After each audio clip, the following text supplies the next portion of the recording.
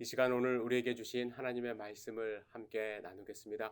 오늘 함께 나눌 하나님의 말씀은 에베소서 1장 15절에서 23절의 말씀입니다. 우리 함께 합독하겠습니다. 읽겠습니다.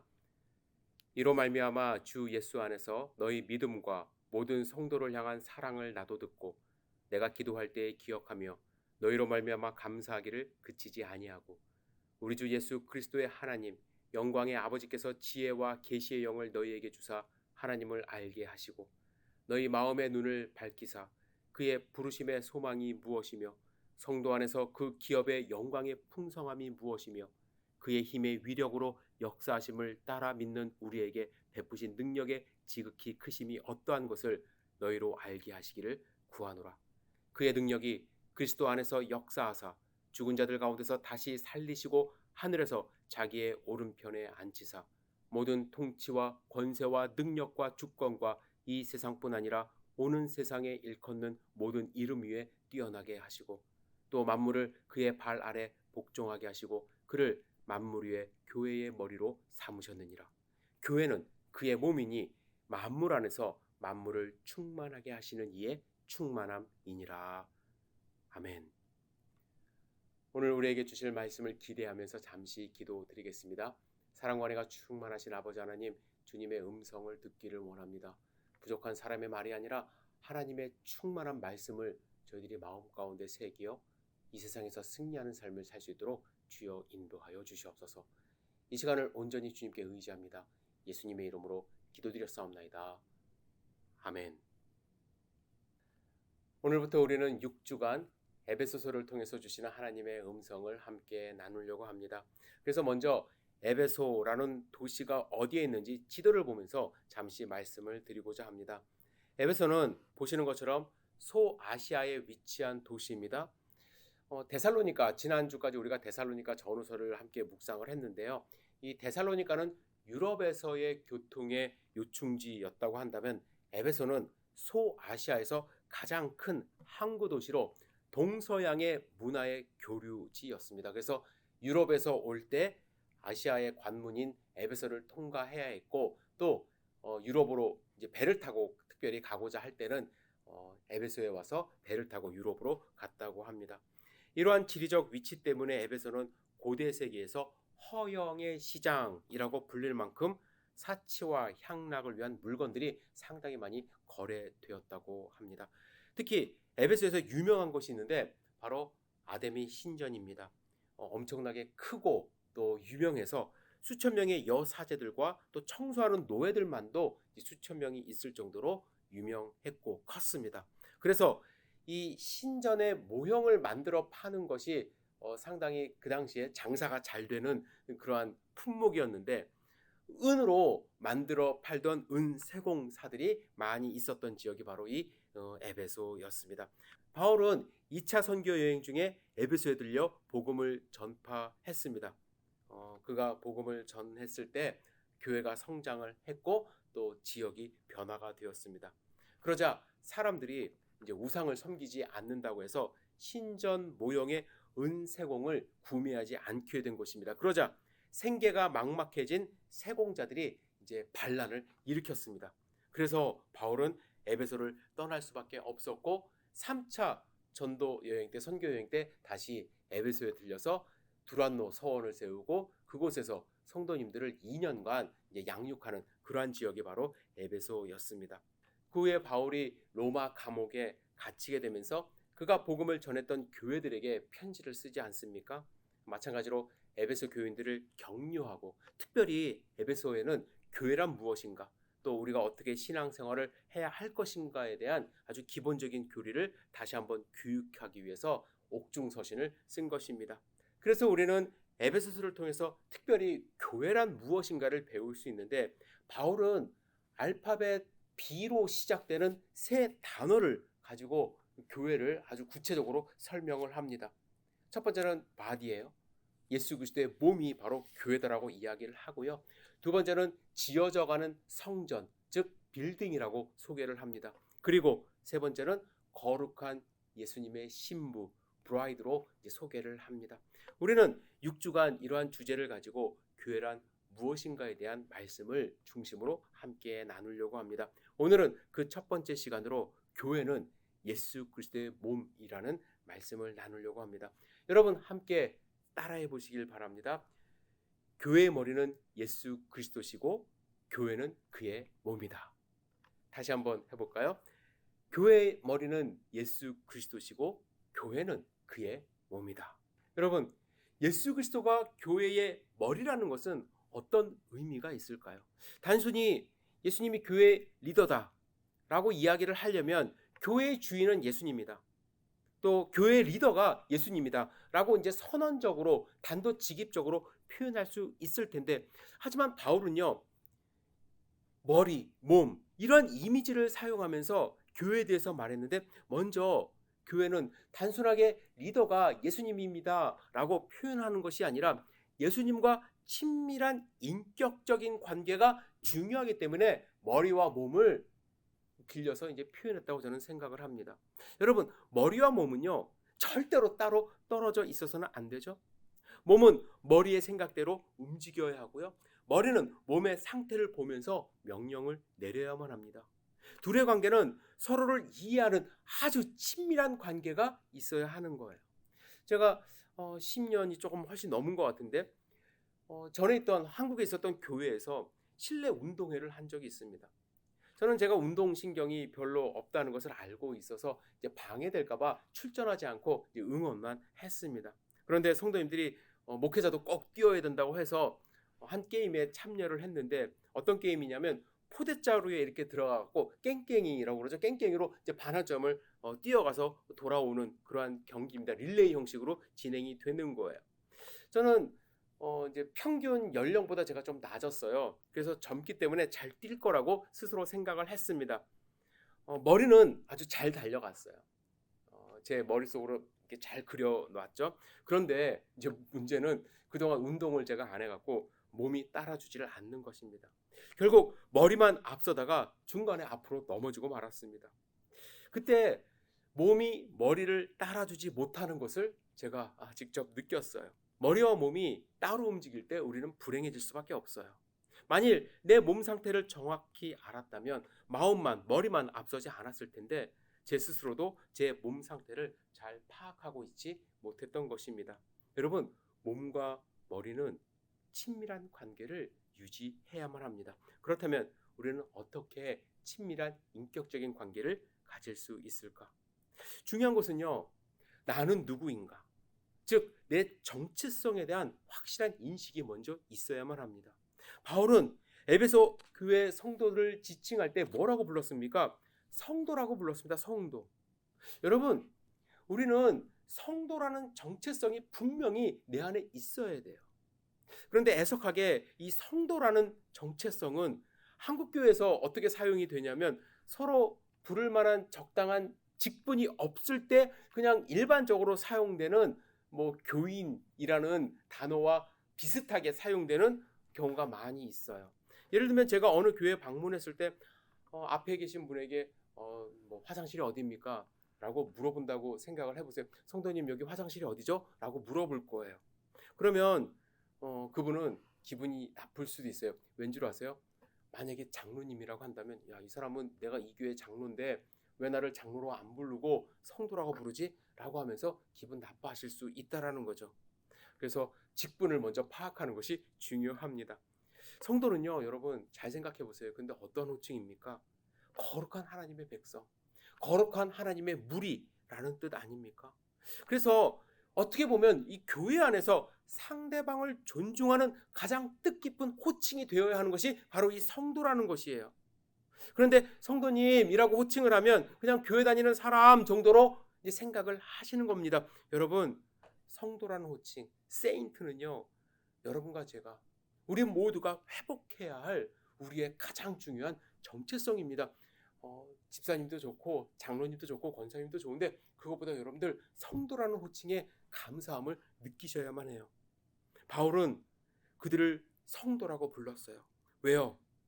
에베소 교회 성도들은 세상과 구별되어 하나님의 백성이 되었기 때문입니다. 예수 그리스도의 보혈의 피를 의지하는 우리를 하나님이 거룩하게 칭하셨기 때문입니다. 그래서 우리는 성도예요. 세인트예요. 그래서 우리는 하나님과의 인격적인 관계를 가질 수 있는 자격 조건이 있다라는 거예요. 거룩하다 칭함을 받지 못하면 절대로 하나님 앞에 설 수가 없습니다. 하지만 우리는 예수 그리스도의 몸이 되었어요. 연결되었어요. 그렇다면 여러분, 이러한 정체성을 가지고 우리는 인격적인 관계를 가질 수 있다고 제가 말씀을 드렸는데, 인격적인 관계란 무엇일까? 인격적이라는 말도 사실은 좀 추상적입니다. 머리에 잘 떠오르질 않아요. 그래서 인격적인 관계는 사람마다 정의 내리는 것이 조금 다를 수도 있지만 기본적으로 기계적인 관계와 반대되는 개념으로 여러분들이 생각하시면 돼요. 기계적인 관계는 어떤 것일까요? 평소에는 아무 느낌을 갖지 않는 거예요. 그러다가 일주일에 한 번 교회 나와서 예배드리고 돌아가는 관계. 평소에는 전혀 기도하지 않다가 내가 필요한 것이 있을 때 마치 밴딩머신에 돈 넣고 마시고 싶은 음료수를 사서 마시듯이 예수님을 찾는 관계. 그러다가 기계가 고장난 것 같으면 발로 한 번 차고 돌아가는 것. 평소에는 전혀 관계 없이 살다가 정기적으로 찾아오는 관계는 인격적인 관계가 아니라는 것입니다. 어떤 경우는 예수님을 기계적으로 취급하는 것을 넘어 우상처럼 돼요. 내가 1000번 절을 하거나 1000번 기도하면 내 정성을 봐서 꼭 기도를 들어줘야 하는 우상처럼 생각을 해요. 사람들 탑돌이하죠. 그러면서 내 정성을 봐서라도 들어줘야 합니다. 이렇게 이야기하는 것. 그런데 만일 기도가 이루어지질 않으면 바로 뒤돌아서 이 사람, 이 우상은, 이 신은 효험이 없네 이렇게 생각하는 것. 그런 비인격적인 그런 관계가 아니라는 거예요. 예수님은 기계나 우상이 아니죠. 예수님은 그래서 우리를 특별히 기계적으로 대하지 않으셨어요. 사람들은 율법적인 잣대로 서로를 판단합니다. 세상적인 법적인 잣대로 서로를 판단해요.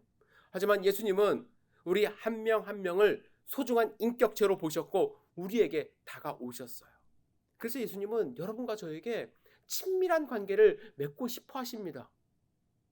일상생활에서 어우러지는 이 친밀한 인격적인 관계를 형성해야 하는데, 그래서 여러분들 예수님을 너무 먼 곳에서 찾지 마세요. 우리 삶 안에서, 일상생활 안에서 예수님을 찾아야 돼요. 예수님께 다가가야 돼요. 어떤 분은 예수님을 만나겠다고 성지순례 가십니다. 성지순례 좋아요. 예수님을 더 이해하기 위해서 저는 꼭 가보고 싶고 여러분들에게도 권면합니다. 예수님을 만나겠다고 부흥에만 쫓아다니시는 분들도 있어요. 하지만 산속에 먼 곳에 예수님이 있는 것이 아니라 우리 곁에 있어요. 교회 안에 계십니다. 우리의 삶 속에 계세요. 미국의 한 성도님이 예수님은 존경하지만 교회에는 예수님이 없다고 생각하여 교회를 그만 다니겠다고 떠났다고 합니다. 그 교회 목사님은 그분에게 편지를 썼어요. 먼저 그분의 의견에 동의해 주었습니다. 나도 동의합니다. 시간이 지날수록 교회에 다니면서 인간성을 지키기가 쉽지 않습니다. 당신이 비판하는 그 부분에 대해서 개탄하는 것은 옳습니다. 이렇게 이제 동의를 한 다음에 직설적인 질문을 던집니다. 하지만 당신은 회중과 함께 예배를 드리고 있습니까? 굳은 일을 하고 어린 아이들을 돌보아주고 함께 위기를 직면하고 복잡한 관계 속에서 자신을 낮춥니까? 당신이 존경하는 예수님은 그렇게 하셨습니다. 예수님은 예배와 공동체를 존중하고 지키셨습니다. 예수님이 죄와 맞서신 것은 하나님의 백성 안에서이지 밖에서가 아닙니다. 그리고 예수님이 재판을 받고 죽으신 것은 그 안에서이지 밖에서가 아닙니다. 교회는 통탄할 정도로 죄를 많이 짓고 왜곡되고 부족합니다. 그러나 그들은 여전히 교회의 몸이고 그것이 바로 예수님이 세우시겠다고 말씀하신 교회이며 지옥이 이기지 못할 것이라고 말씀하신 교회입니다. 여러분, 예수님은 인격적인 관계를 갖기 위하여 우리 안으로 들어오셨어요. 우리가 좋아서, 우리가 완벽해서가 아니라 우리에게 예수님의 삶의 모습을 보여주고 그 길이 어떤 길인지 정확하게 보여주시기 위해서 인간의 몸으로 이 땅 가운데 오셨다라는 것입니다. 예수님이 그러신 것처럼 우리도 우리 안에서 예수님을 찾아야 되고 그 뜻을 발견해야 하고 예수님과 교제하는 삶을 살아가야만 합니다. 예수님과 인격적인 관계를 맺기 위해서 여러분들 그래서 매일 예수님을 만나야 돼요. 매일 만나야 친밀해집니다. 일주일에 한 번 예배 드리는 것만으로 만족하시는 분들이 있어요. 하지만 예수님과 매일 교제하지 않으면 결코 신앙이 성장하지 않습니다. 예수님과 친밀해지지 않아요. 머리와 몸의 관계가 형성되지 않습니다. 두 번째로 예수님이 교회의 머리이시고 교회가 그의 몸이라고 표현한 것은 예수님이 몸으로 보여주신 일들이 있지 않습니까? 그 일들을 교회도 행해야 한다는 것을 의미하는 거예요. 예수님이 이 땅 가운데 인간의 몸으로 오셔서 보여주신 일들이 무엇입니까? 예수님이 하신 사역에 대해서 저는 가장 잘 요약하고 있는 본문이 빌립보서 2장 6, 8절이라고 생각을 하는데 함께 읽겠습니다. 그는 근본 하나님의 본체시나 하나님과 동등됨을 취할 것으로 여기지 아니하시고 오히려 자기를 비워 종의 형체를 가지사 사람들과 같이 되셨고 사람의 모양으로 나타나사 자기를 낮추시고 죽기까지 복종하셨으니 곧 십자가에 죽으심이라. 예수님은 동등됨을 취할 것으로 여기지 않으셨어요. 예수님은 하나님과 동등하신 분이에요. 그러나 예수님은 스스로 아버지 하나님처럼 되는 것을 생각조차 하지 않으셨다는 거예요. 그래서 예수님은 순종하심으로 종의 형체를 스스로 가져 사람과 같이 되셨어요. 그리고 낮추시고 죽기까지 복종하셨습니다. 예수님이 지금 어떤 생각하고 계실까요? 어떻게 하면 하나님과 같이 될 수 있을까? 똑같아질까? 그 생각하실까요? 그런 고민은요, 사람이 하는 거예요. 예수님 그런 고민 지금도 하지 않으세요? 여러분, 사탄이 하와를 꼬실 때 어떻게 꼬셨나요? 너희가 그것을 먹는 날에는 너희 눈이 밝아져서 하나님과 같이 되어 선악을 알 줄 하나님이 아심이라 이러면서 꼬셨어요. 그러니까 하나님과 같이 돼? 먹어버렸습니다. 아담과 하와는 하나님과 같이 되고 싶어요. 하나님처럼 되고 싶어요. 우리의 본성이라는 거예요. 그 유혹에 넘어갔습니다. 하지만 예수님은 동등됨을 취할 것으로 아예 생각조차 않으셨어요. 머리 되신 예수님이 생각조차 하지도 않은 거를 왜 몸이 하려고 하는지 모르겠어요. 예수님이 낮은 인간의 몸으로 이 땅 가운데 오셔서 보이신 그 모습을 따라오라고 우리를 몸이라고 표현하신 거예요. 그런데 자꾸 우리는 머리 이상의 것이 되려고 합니다. 왜 우리는 하나님과 맞먹으려고 하고 하나님 위치에 서려고 할까요? 몸은 마땅히 머리의 생각을 쫓아가야만 합니다.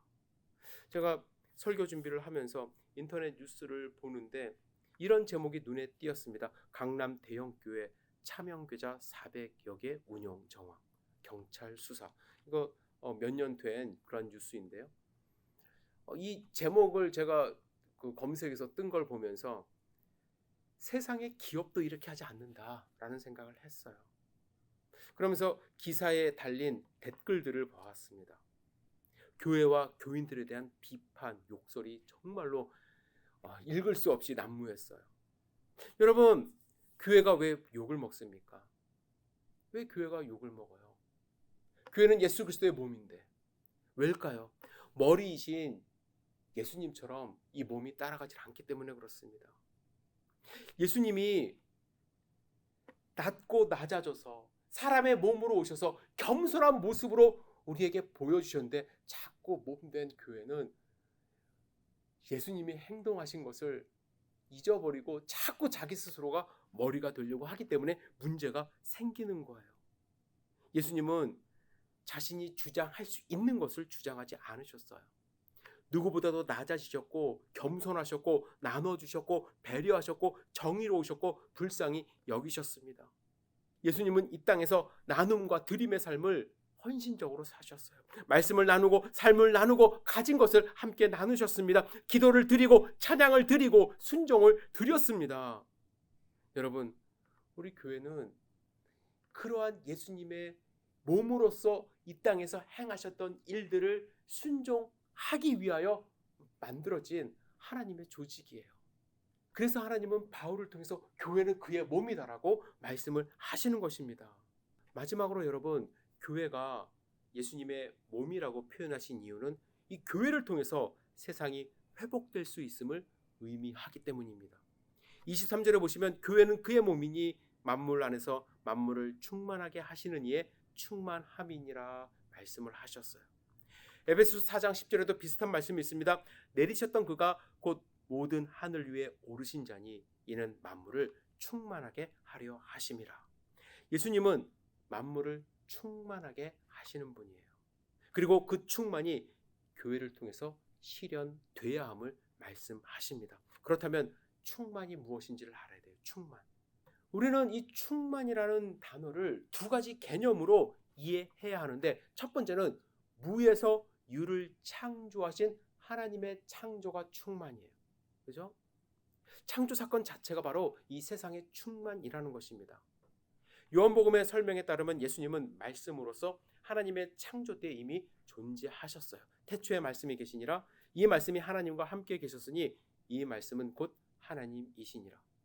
예수님은 창조주로서 세상을 충만케 하신 분이에요. 그러나 세상은 어떻겠습니까? 죄를 지음으로 말미암아 이 충만함을 잃었어요. 그래서 세상은 결핍하게 되었습니다. 궁극적으로 죽음의 문제를 해결하지 못한 생명의 결핍이 우리 가운데 있어요. 그러나 예수님은 인간의 몸을 이 땅에 오셔서 이 죽음의 문제를 해결하시고 결핍된 상태로 죽을 수밖에 없는 자들에게 생명의 충만을 다시 주셨습니다. 예수님의 십자가는요, 만물을 다시 소송케 하는 충만으로 이어집니다. 그것이 먼저 충만하게 된 곳이 예수 그리스도의 몸인 교회임을 바울은 밝히고 있는 거예요. 그러나 예수님의 충만은 여기서 끝나면 안 돼요. 예수님은 우리에게 생명을 주시는 충만함이지만 충만은 어떤 의미를 갖고 있냐면 흘러 넘치는 의미가 있다라는 거예요. 교회는 예수 그리스도의 충만함으로 가득해야 돼요. 새 생명으로 가득해야만 합니다. 뿐만 아니라 그 충만함을 세상에 알려 세상이 충만하게 해야 한다는 것입니다. 로마서 8장 19절에 보시면 피조물들이 고대하는 것은 하나님의 아들들의 나타나는 것이라고 기록되어 있습니다. 주석가 핸드릭스는 이 구절을 해석하면서 이는 하나님의 자녀가 그 영광을 회복함으로써 피조물들도 그 영광에 동참할 수 있다는 사실을 보여주고 있는 것이다 라고 말을 합니다. 교회가 그의 몸이라는 것, 교회는 만물을 충만하게 하기 위하여 오신 예수님으로 충만해야 하고, 나아가 만물을 충만하게 하기 위하여 오신 예수 그리스도를 증거하는 그 일을 교회가 감당해야 한다는 것이에요. 교회의 사명은 교회 안에서만 우리끼리만 충만하고 기뻐하고 거기서 멈추는 것이 아니라 이 충만함이 흘러 넘쳐 세상을 충만하게 하는 것이 교회의 사명이기 때문에 교회는 예수 그리스도의 몸이다, 이렇게 표현을 하시는 겁니다. 여러분, 교회가 예수 그리스도의 몸이라는 사실, 여러분과 제가 예수 그리스도의 몸을 이루고 있다는 사실을 인식하지 못하면 타락합니다. 여러분, 어느 정도 타락하냐면요, 독일의 교회들이 예수 그리스도라는, 자기들이 예수 그리스도의 몸이라는 사실을 인식하지 못하자 그냥 살기 위해서 정권에 부합하기 위해서 히틀러를 지지하는 모습으로까지 타락했어요. 1933년 독일 교회가 발표한 내용을 요약하면 이렇습니다. 그리스도는 히틀러를 통하여 우리에게 오셨다. 모든 민족에게 그러하셨던 것처럼 우리 민족에게도 하나님께서 특별한 종류의 법을 주셨다. 이 법은 지도자 아돌프 히틀러와 그에 의해 이룩된 국가사회주의에서 그 구체적인 모습을 드러냈다. 히틀러와 국가사회주의가 독일 민족을 그리스도의 교회로 만들고자 하시는 하나님의 뜻이자 성령의 길이다. 역사적인 씻지 못할 오점을 남깁니다. 스스로가 그리스도의 몸이라는 것, 인식하지 못할 때 이러한 역사적인 오류가 일어나요. 하지만 그 중에서도 다행히 우리가 이러면 안 된다, 교회의 참 모습을 찾아야 한다는 운동이 일어났습니다. 그들은 서슬퍼런 나치의 감시하에서 자신들의 신앙을 고백하며 나치에 저항하기 위해 일어났어요. 그것이 바로 고백교회 운동인데요. 교회들은 1935년 5월에 바르멘이라는 도시에 모여 고백교회 총회를 소집하고 바르멘 신학선언을 발표합니다. 그 중에 제3항의 내용은 에베소서 4장 15, 16절을 바탕으로 쓰였습니다. 잠시 읽어드리겠습니다. 오직 사랑 안에서 참된 것을 하여 범사에 그에게까지 자랄지라. 그는 머리니 곧 그리스도라. 그리스도의 교회는 예수 그리스도가 말씀과 성례전 속에서 성령을 통하여 주님으로서 현존하면서 행동하시는 형제들의 공동체이다. 그리스도의 교회가 은총을 입은 죄인들의 교회로서 죄 많은 세상의 한복판에서 그 신앙과 순종으로서 그 사신과 직제로서 증거해야 할 것은 자신은 오직 그분의 소유이며 그분의 오심을 기다리면서 오직 그분의 위로와 교훈으로 살고 있고 또 살기를 원한다는 사실이다. 우리는 마치 교회가 그 사신과 직제의 형태를 자신의 기호에 혹은 때때로 지배하는 세계관적 정치적인 확신들의 변화에 내맡겨도 되는 것처럼 가르치는 잘못된 가르침을 배격한다. 여러분, 맞습니다. 교회는 그분의 소유입니다. 아니, 그분의 몸입니다. 예수님이 원하시는 것을 민감하게 인격적인 관계 속에서 파악해야 하는 것이 교회입니다. 예수님의 모습을 따라가야 하는 것이 교회입니다. 예수님의 충만하심을 세상에 전해야 하는 것이 교회입니다. 이 세상을 지배하는 세계관, 이 세상을 지배하는 정치적 변화에 내 자신을 맡기면 교회는 타락할 수밖에 없습니다. 예수님의 오심을 기다리면서 그분의 위로와 교훈으로 하루하루를 살아가는 것이 교회이어야만 합니다. 때로는 힘들고 어렵다 할지라도 나는 성도로서 예수님의 거룩한 몸이다 라는 사실을 잊지 마시고 승리하는 삶 사시기를 주님의 이름으로 축복합니다. 기도하겠습니다. 전능하신 주님, 우리의 삶을 온전히 주님께 드리기를 원합니다. 우리의 삶이 예수 그리스도의 몸으로서 하루하루 기쁨이 충만하고 예수님의 명령을 수행하는 삶을 살 수 있도록 인도하여 주시옵소서. 우리의 삶 가운데 함께 하시는 주님을 찬양합니다. 예수님의 이름으로 기도드렸사옵나이다. 아멘.